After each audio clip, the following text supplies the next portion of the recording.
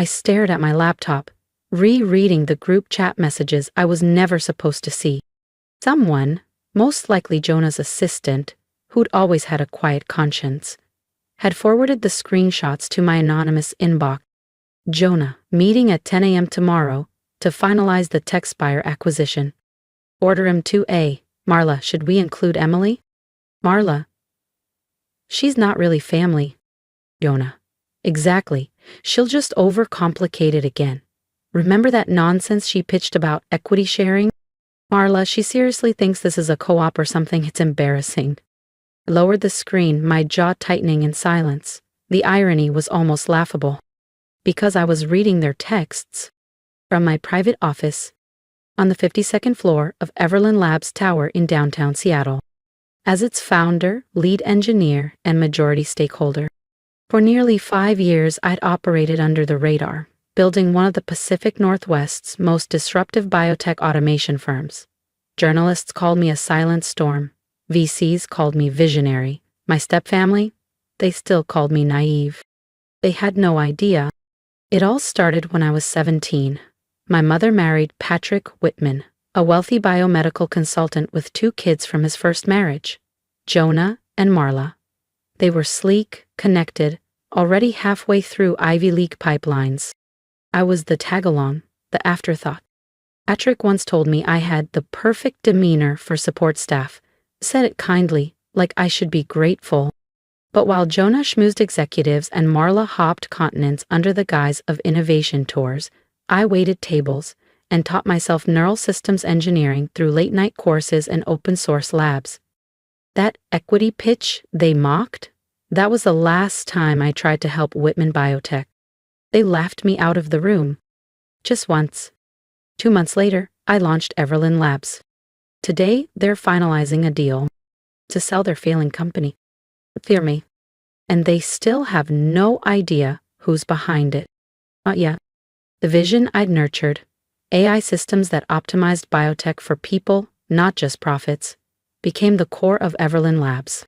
Within the first year, we landed the Cascade Med contract that Whitman Biotech had counted on for expansion. Within 3 years, we were their top competitor. And now, after a series of quiet buyouts and cleverly masked investor takeovers, I was about to do what once seemed impossible: acquire Whitman Biotech outright. Their empire was collapsing. Years of nepotistic leadership, reckless spending, and tone-deaf public campaigns had shredded their value. Major contracts were bailing, their board was panicking. Then came Everland Labs with a lifeline, a buyout offer so clean, so generous they could barely believe their luck. The only mystery? The elusive CEO, known only as E-Ray, insisted all communication go through legal counsel. Jonah and Marla never questioned it. They assumed some reclusive billionaire wanted a legacy buy. They had no idea. My screen blinked.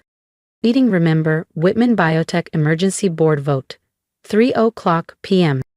I had requested that time weeks ago, right when I saw Jonah and Marla block it off for their secret pitch to Everland's Ghost CEO. They thought they were about to dazzle a new investor. They were about to meet their new employer. I reached into my desk drawer and pulled out a faded photo.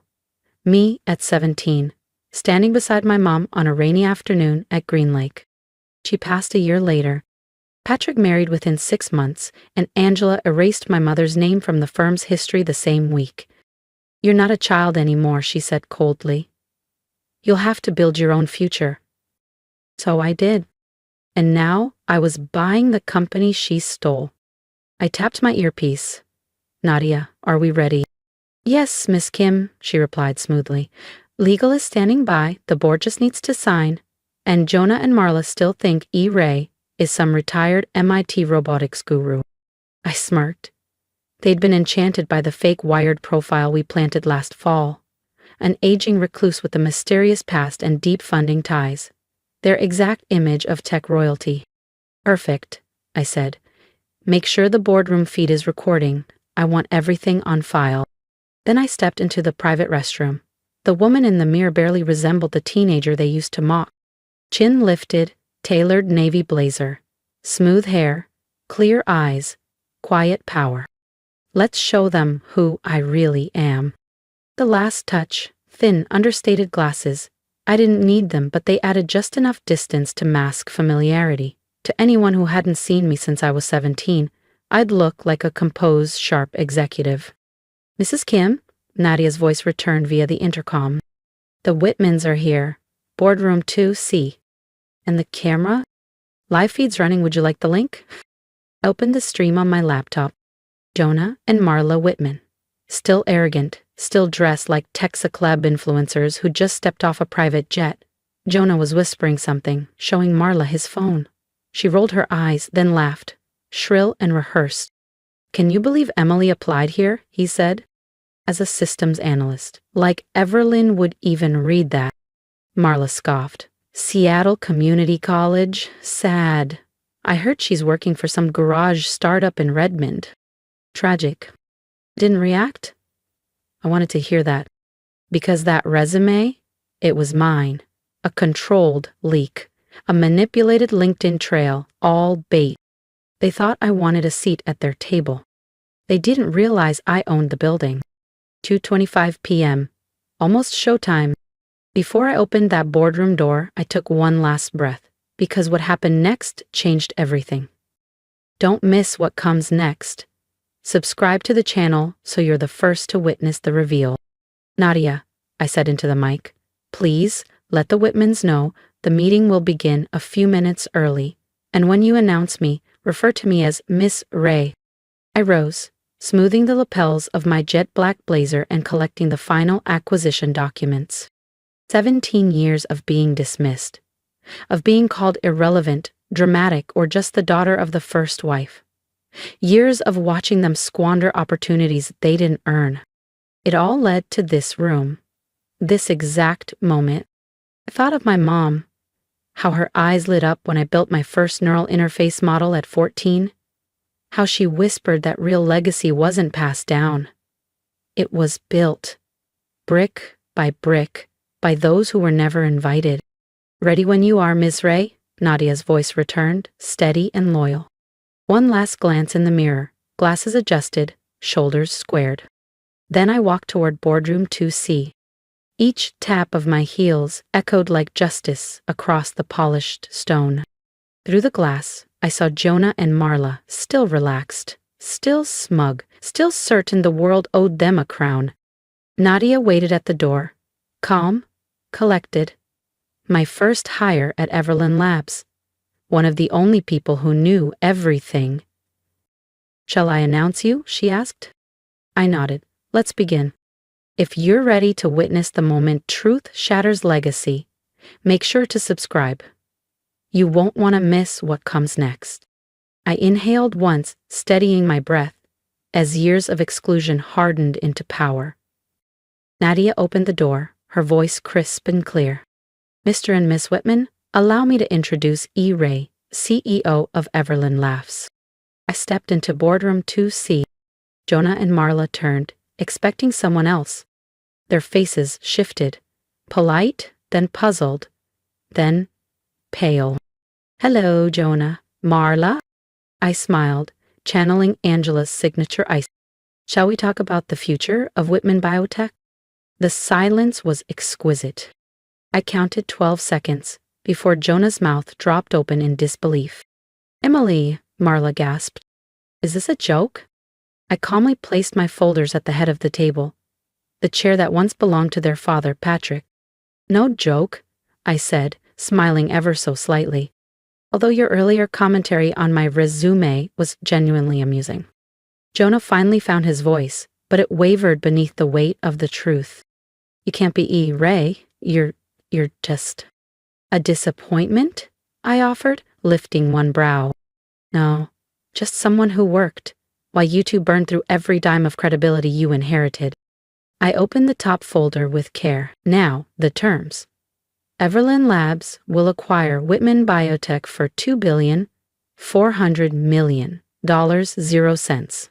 Select departments will merge, executive roles will be restructured. Effective immediately.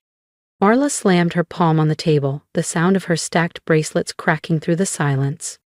You lied to everyone. You faked your entire identity. No, I replied calmly. I protected my vision. I built something real, something earned. I held her gaze. She was the first to look away. Style isn't substance, Marla. And in this room, substance wins. Jonah's fists tightened. Angela's gonna hear about this. The board already approved the deal, I cut in. Yes, including Angela. She just didn't know whose name was behind the offer. I let the silence hang, then added with a quiet smile. I look forward to seeing her face, too. I could practically hear the mental scrambling, the desperate mental math. They knew. They'd already lost. What do you want from us? Marla finally asked, voice brittle. Want? I leaned back, fully composed. I already have it. Authority, control, light. And then, I opened the next folder. Now, let's discuss your severance options. Although, I added smoothly, there are a few staffing adjustments I'd like to propose. Jonah's face drained of all color. You're firing us? Not exactly. I slid 2 prepared folders across the glass table. I'm offering roles more in line with your actual strengths. Jonah, you'll transition to Assistant Manager of Client Support. Marla, Junior Operations Coordinator. Salary reductions, naturally, but you'll both qualify for the employee development and mental wellness programs you once mocked. Marla's mouth dropped open. You can't be serious. We're not accepting that. That's entirely up to you, I said evenly. You're welcome to pursue work elsewhere. Just remember, your non-compete clauses remain binding. And with Whitman Biotech no longer a standalone entity, options will be tight. Jonah leaned back in his chair, eyes distant. You've been orchestrating this for years, haven't you? Not orchestrating, I said, slipping the final folder into my bag. Building. While you coasted, I created something that lasts. I'm offering you something I never got, a second chance, even if it's earned the hard way. I stood and adjusted my jacket. You have until 9 a.m. tomorrow, accept, and HR will begin onboarding. Decline, and security will handle your exit. I turned toward the door, but Marla's voice cracked behind me. Wait, what about Angela? What are you planning to do to her? I paused, hand on the handle. Angela made her choices 15 years ago, I said without looking back. Now she'll live with the result. I glanced over my shoulder, expression unreadable. And something tells me she's watching already. Oh, and don't bother warning her, I added calmly. She's already in a board meeting, one where she's about to meet E-Ray for the very first time. The second meeting of the day was already underway, held in the grand executive suite atop the Everland Tower with sweeping views of Elliott Bay.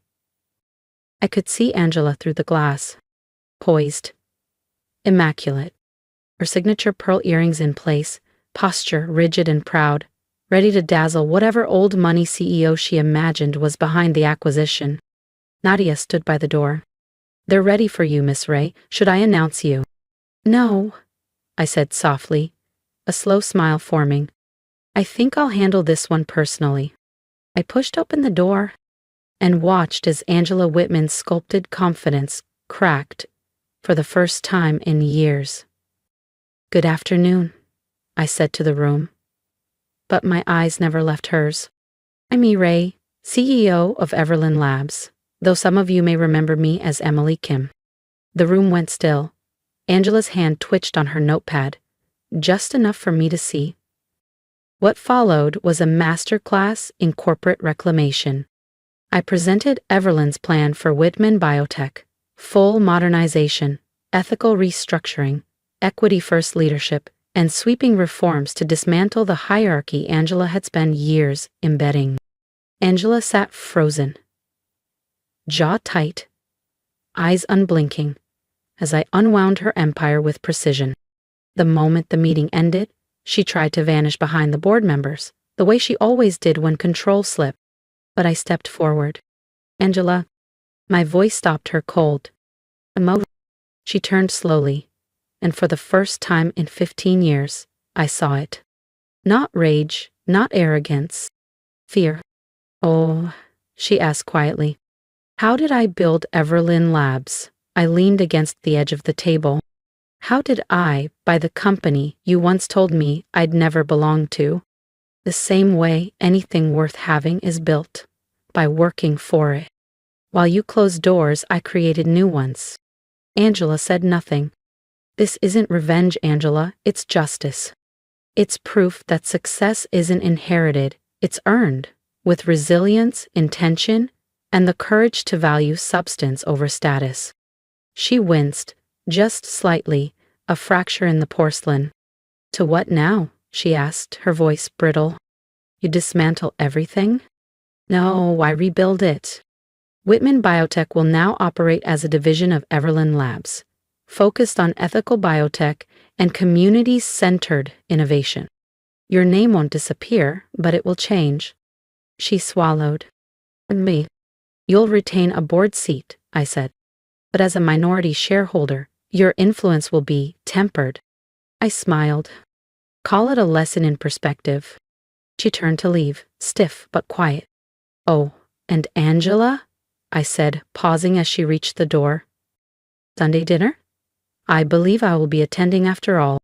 The weeks that followed swept through like a silent storm.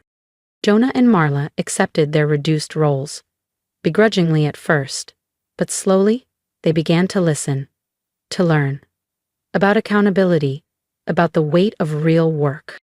Angela remained quiet in meetings, but sometimes she looked at me with something unfamiliar. Not hate, not scorn. Maybe respect? The press called it a revenge story. But for me, it was restoration. The real victory wasn't the acquisition. It was the transformation of a company, a culture, a legacy. For the first time in years, the employees of Whitman Biotech felt seen, heard, empowered. That was the legacy I wanted.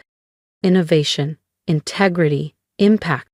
The company, once known for inherited privilege, had transformed into a model of inclusive, purpose-driven leadership. 1 year after the acquisition, I sat in my corner office overlooking the Seattle skyline, scanning Everlyn Labs' latest quarterly report. Whitman Biotech, now a subsidiary of Everlyn, had posted a 42% profit increase, not because of ruthless cuts or hollow branding, but because of the employee-first biotech platforms I'd started sketching on a cafe napkin 5 years ago. And to my quiet surprise, Jonah was thriving. Once he learned how to truly listen, not dominate, he discovered he brought more to the table than just a last name. Marla, too, had grown into her role. With structure and accountability, she uncovered a discipline and insight even she hadn't believed possible. There was a knock. Miss Kim, your step-siblings are here for their quarterly review, Nadia said. I nodded, eyes briefly drifting to the horizon.